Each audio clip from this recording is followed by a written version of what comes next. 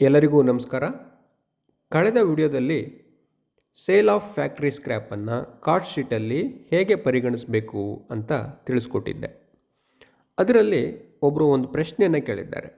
ಸ್ಕ್ರ್ಯಾಪನ್ನು sale ಮಾಡಿದಾಗ ನಮಗೆ ಹಣ ಬರುತ್ತೆ, ಅದು ಲಾಭ ಅಲ್ವಾ? ಅದೇ ರೀತಿ ಅದನ್ನು ಫ್ಯಾಕ್ಟ್ರಿ ಓವರ್ಹೆಡ್ಸಲ್ಲೇ ಯಾಕೆ ತೋರಿಸ್ಬೇಕು ಅಂತ. ನೋಡಿ, ನಮ್ಮದು ವ್ಯವಹಾರ, ಉದಾಹರಣೆಗೆ ನಮ್ಮದು ಕಾರ್ ಫ್ಯಾಕ್ಟ್ರಿ ಇದೆ ಅಂತ, ಅಥವಾ ಕಾರ್ ಮ್ಯಾನುಫ್ಯಾಕ್ಚರಿಂಗ್ ಯೂನಿಟ್ ಇದೆ ಅಂತ ಅಂದ್ಕೊಳ್ಳೋಣ.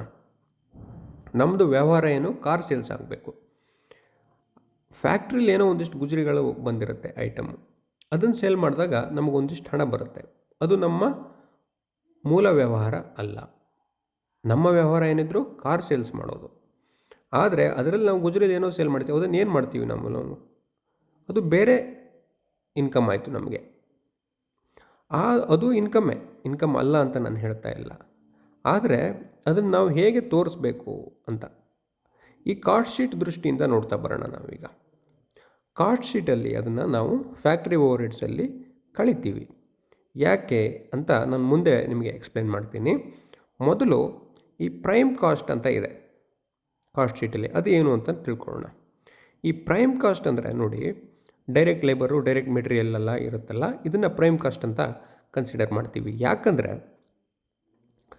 ಅದನ್ನು ನಾವು ಪ್ರಾಡಕ್ಟಿಗೆ ರಿಲೇಟ್ ಮಾಡ್ಬೋದು ಮತ್ತು ಅದರ ಜೊತೆ ಗುರುತಿಸ್ಕೊಳ್ಬೋದು.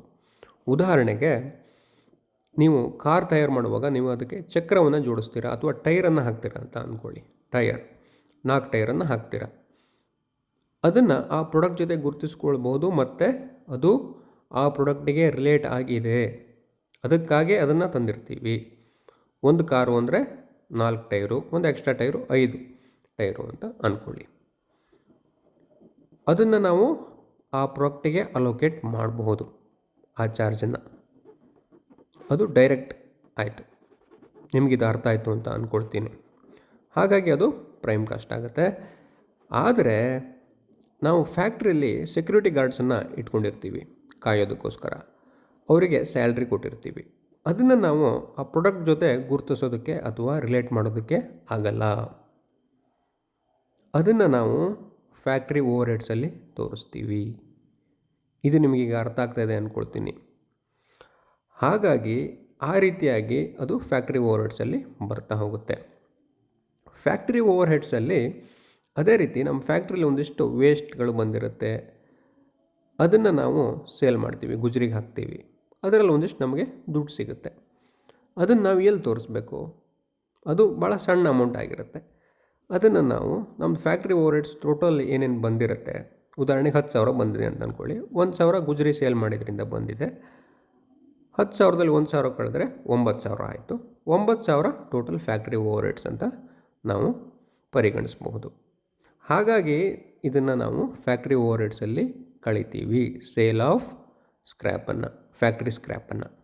ಇದು ನಿಮಗೆ ಅರ್ಥ ಆಯಿತು ಅಂತ ಅಂದ್ಕೊಳ್ತೀನಿ. ಅದರ ನಂತರ ನಾವು cost of production, cost of goods sold ಮತ್ತು ಕಾಸ್ಟ್ ಆಫ್ ಸೇಲ್ಸು ಹೀಗೆ ಕಂಡುಹಿಡಿತಾ ಹೋಗ್ತೀವಿ. ನಂತರ ಟೋಟಲ್ ಸೇಲ್ಸ್ ವ್ಯಾಲ್ಯೂ ನಮಗೆ ಗೊತ್ತಿದ್ದರೆ ಅದರಿಂದ ಕಾಸ್ಟ್ ಆಫ್ ಸೇಲ್ಸಲ್ಲಿ ನಾವು ಡಿಡಕ್ಟ್ ಮಾಡಿದಾಗ ಏನಾಗುತ್ತೆ, ಪ್ರಾಫಿಟ್ ಸಿಗ್ತಾ ಬರುತ್ತೆ. ನಿಮಗಿದು ಗೊತ್ತಿದೆ. Sales minus cost of sales ಈ ಥರ ಮಾಡಿದಾಗ ಪ್ರಾಫಿಟ್ ಸಿಗುತ್ತೆ. ಆಗ ನಾವು ಲಾಭವನ್ನು ಕಂಡುಹಿಡಿತೀವಿ. ನಿಮಗಿದು ಅರ್ಥ ಆಯಿತು ಅಂದ್ಕೊಳ್ತೀನಿ. ಧನ್ಯವಾದಗಳು.